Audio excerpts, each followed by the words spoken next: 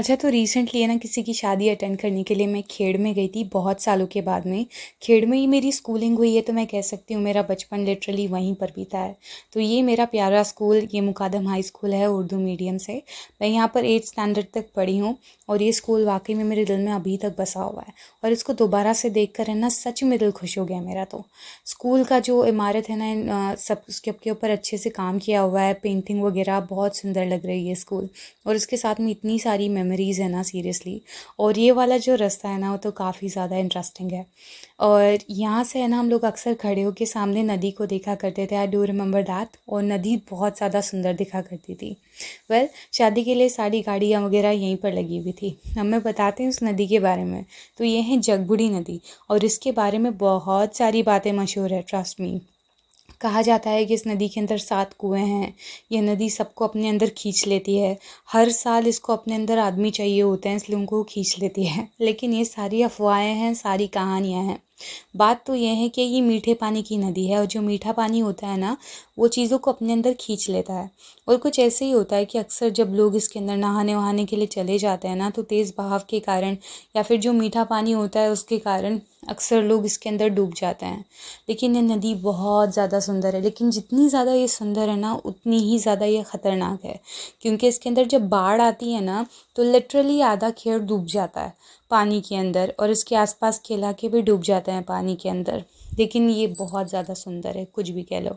इसके बाजू में ये लोग कपड़े वगैरह धो के यहाँ पर सुखाते हैं, तो सच में बहुत अच्छा लगता है देखने के लिए ही मुझे। अच्छा, ये वाली जो जगह है ना, इससे मेरी है ना काफ़ी मेमोरीज़ जुड़ी हुई है। मतलब है ना, यहाँ पर ये जो नदी है इसके बारे में बहुत सारी बातें मशहूर है, क्योंकि इसके सामने ही है ना ये शमशान घाट पड़ता है। तो लोग अक्सर कहते हैं कि यहाँ पर आत्माएं रहती है, भूत रहते हैं, उस टाइप की चीज़ें, बहुत सारी कहानियाँ मशहूर है। और जब मैं स्कूल में पढ़ने के लिए आई ना, तो मेरे साथ भी यही हुआ, मुझे भी यही बताया गया। और एक बार क्या हुआ कि स्पोर्ट्स चल रहे थे और सुबह सुबह ही सबको स्कूल में बुलाया हुआ था। तो मैं भी आई थी सुबह सुबह। और तब तक मेरी कोई फ्रेंड्स वगैरह आई नहीं थी, तो मैं यहाँ वहाँ अपना टहल रही थी। तो यहीं है ना नदी के पास में जो पीछे से रोड है ना, यहाँ पर उन्होंने रेसिंग ट्रैक बनाया हुआ था स्कूल वालों ने। तो मैं भी यहीं पर थी और मैं कम्प्लीटली अकेली थी। तो मुझे ऐसे फ़ील हुआ कि ये वाले पेड़ के नीचे पीछे से शायद तो कोई तो मुझे देख रहा है, उस टाइप की चीज़। और फिर पता नहीं क्यों मुझे ऐसा लगा जैसे मैंने वहाँ पर कोई साया देखा, उस टाइप की चीज़। और जो मैं वहाँ से भागी हूँ ना, लेकिन अभी मुझे ऐसे रियलाइज़ होता है, हो सकता है वो मेरा वहम था। And I am pretty sure कि वो मेरा वहम ही होगा। क्योंकि जब आप बहुत बार किसी चीज़, किसी एक जगह के बारे में कुछ सुन लेते हो ना, तो चीज़ें आपके दिमाग में बैठ जाती है। इवन तो वहाँ पर कुछ होता नहीं है, लेकिन फिर भी तुम्हारे दिमाग में वो चीज़ बैठ ही जाती है। और फिर उसके बाद में मुझे ऐसा कभी कुछ लगा नहीं। And I am pretty sure कि मैंने वहाँ पर कुछ देखा भी नहीं होगा, बस वो मेरे मन का वहम होगा। क्योंकि इस जगह के बारे में बहुत सारी बातें मशहूर हैं। वहाँ पर है ना शमशान घाट है, जहाँ पर मुर्दों को लाकर जलाया जाता है। तो इस वजह से बहुत सारी बातें मशहूर है इस जगह के बारे में। लेकिन यहाँ पर ऐसा कुछ भी नहीं है। ये जगह बहुत अच्छी है, ठंडी है, शांत है, सुंदर है। और इसकी जितनी तारीफ उतनी कम है। मुझे ये जगह पर्सनली बहुत ज़्यादा पसंद आती है। तो यहाँ पर ना आसपास झुग्गियाँ बनी हुई है। और मुझे याद है कि जब सर्दियाँ बढ़ जाती थी ना, तब अक्सर मेरे दिमाग में आने वाला कि यार ये झुग्गियों में रहने वाले क्या करते होंगे। मतलब इतनी सर्दियों में बेचारे ऐसे घरों में रहते हैं जो प्रॉपर नहीं है बेसिकली घर। लेकिन जो भी है, खेड़ को दोबारा विज़िट करके सच में बहुत अच्छा लगा। और मैंने नोटिस किया कि खेड़ बहुत ज़्यादा डेवलप हो चुका है पहले से। और फिर खाना खाया शादी का। शादी के खाने में भी बहुत सारी चीज़ें थी। चावल और मटन और दाल, पापड़, और साथ में ये फ्राइड चिकन, कटलेट, जलेबी।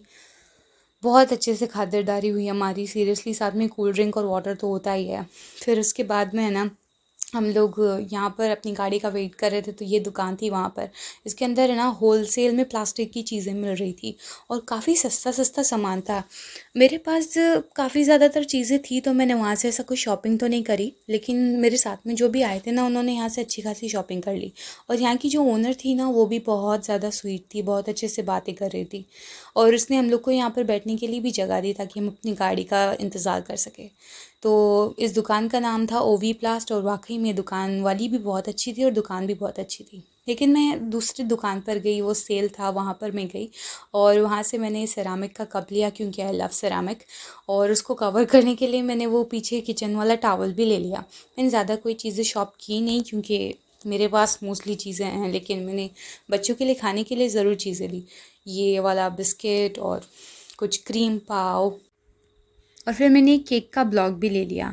और है ना, मैंने ब्रिटानिया की लस्सी ली। अभी मैं पूरी तरीके से कोशिश करती हूँ कि जो वो कंपनीज़ है ना जो इज़राइल को सपोर्ट करती है किसी भी तरीके से, मैं उन सब कंपनीज़ को बिल्कुल भी नहीं खरीदती। उनमें से एक कोको कोला है, और पहले मुझे कोको कोला की ड्रिंक्स ही ज़्यादा पसंद आने वाली, मिनट मेड या फिर थम्स अप उस टाइप की चीज़ें। लेकिन है ना, मैं भी पूरी तरीके से अवॉइड करती हूँ। और मैं उनका कोई चॉकलेट भी नहीं खरीदती, मैंने उनको टोटली बॉयकॉट कर दिया है। इसीलिए मैंने ब्रिटानिया की ये लस्सी खरीदी। तो देखते हैं ये कैसी है। तो क्योंकि जेनोसाइड करने वाले को कभी भी सपोर्ट नहीं करना चाहिए मेरे हिसाब से। तो फिर उसके बाद में उमर के लिए उसने ये खुद टॉय ख़रीदा। मैं अगेन उसी सेल में गई थी, तो वहाँ से उसने ये अपने लिए टॉयज़ ख़रीदे। मतलब बच्चों का है ना, पेट भरता ही नहीं है, उनके पास कितने भी सारे टॉयज़ क्यों ना हो, लेकिन और चाहिए और चाहिए, इनका तो ये चालू ही रहता है। फिर उसके बाद में उसने एक रोबोट भी ख़रीदा, ये चाबी वाला जिसके अंदर लाइट जलती है। वो भी खुश था वापस आने तक। चलो जो भी था।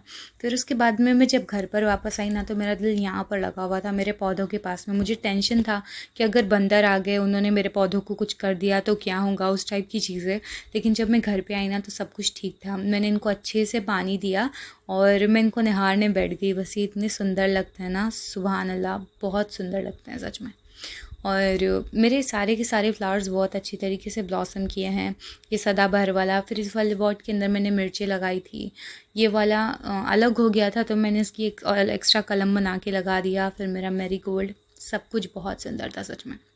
और मुझे है ना, फ्लावर्स वगैरह बहुत ज़्यादा पसंद है। तो अभी मैं एक अपना ड्रीम गार्डन बना रही हूँ जिसके अंदर ढेर सारे फ्लावर्स हो। लेकिन समर्स के लिए थोड़ा सा डर लग रहा है, लेकिन मैं पूरी कोशिश करूँगी इन्हें अच्छे से संभाल के रखूँ।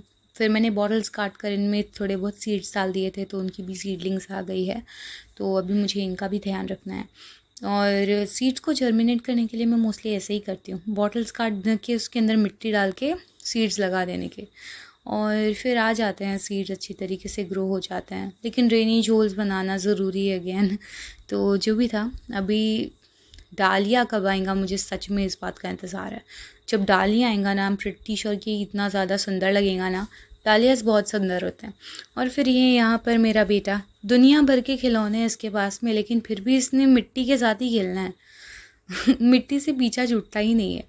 और अच्छे खासे शादी वाले कपड़ों में बैठ के मिट्टी पीस रहा है। वेल जो भी था, आज का दिन मेरा बहुत अच्छा गया। इतने सालों के बाद जब मैंने खेड़ को विज़िट किया ना, सच में मुझे बहुत अच्छा लगा। वेल अगर आप लोगों को ये ब्लॉग पसंद आया हो तो ज़रूर लाइक कर देना, और मेरे चैनल को भी सब्सक्राइब कर देना।